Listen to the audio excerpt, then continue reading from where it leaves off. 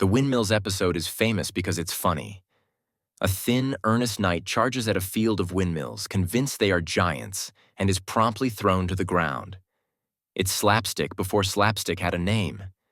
Even people who have never read Don Quixote know this scene. And yet, it never quite lands as a simple joke, because the laughter always catches in the throat.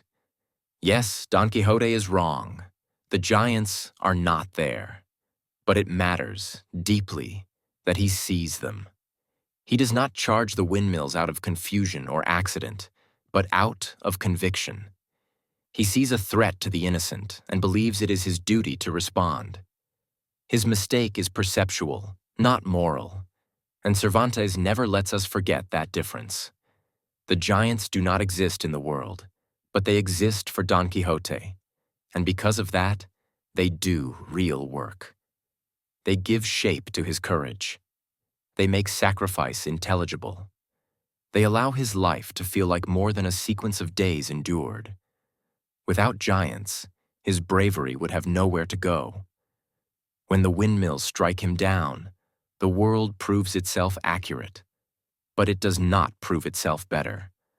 The windmills do not oppose Don Quixote as an enemy. They do not intend harm. They do not even notice him. They simply turn. They injure him without malice and defeat him without meaning.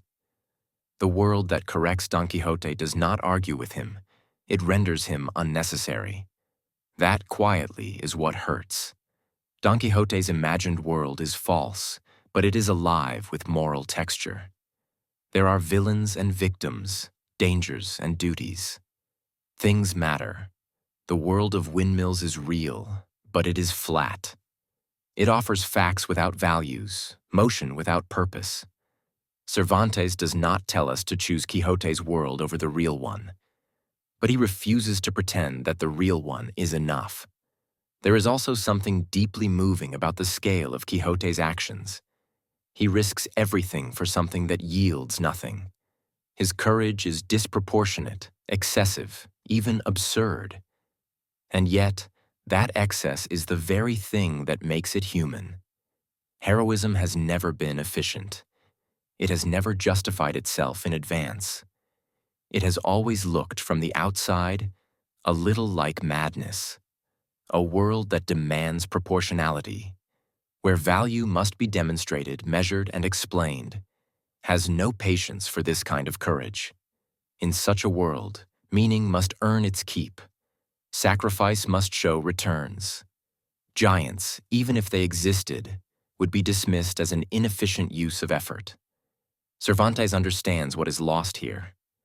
When giants disappear, it is not only illusion that vanishes, it is the possibility of deeds that are larger than their outcomes. Virtue shrinks. Courage becomes eccentric. The world grows sensible and smaller.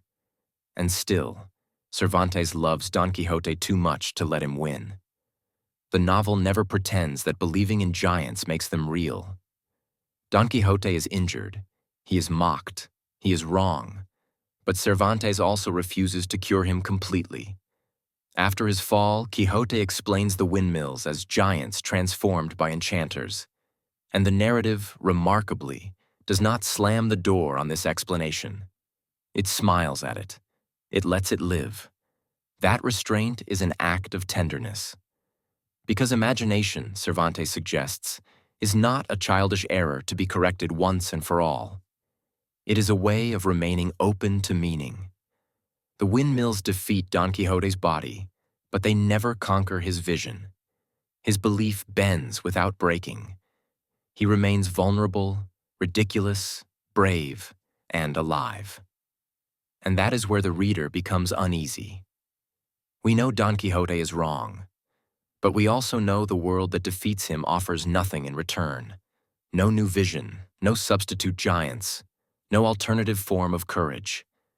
It simply stands there, accurate and complete, as if nothing essential were missing. We laugh at Don Quixote because he risks himself for something that is not there, but we are also drawn to him because he risks himself at all. His values do not remain safe. They collide with the world. They cost him something. And in that cost, they feel real in a way the windmills never do. Cervantes leaves us with a question that is gentle but relentless. Not whether Don Quixote is right, but whether a world that has no room for giants still has room for courage. Whether truth, stripped of imagination, can sustain the kinds of lives we secretly admire. Is a false world that permits courage better than a true world that forbids it? Cervantes does not answer.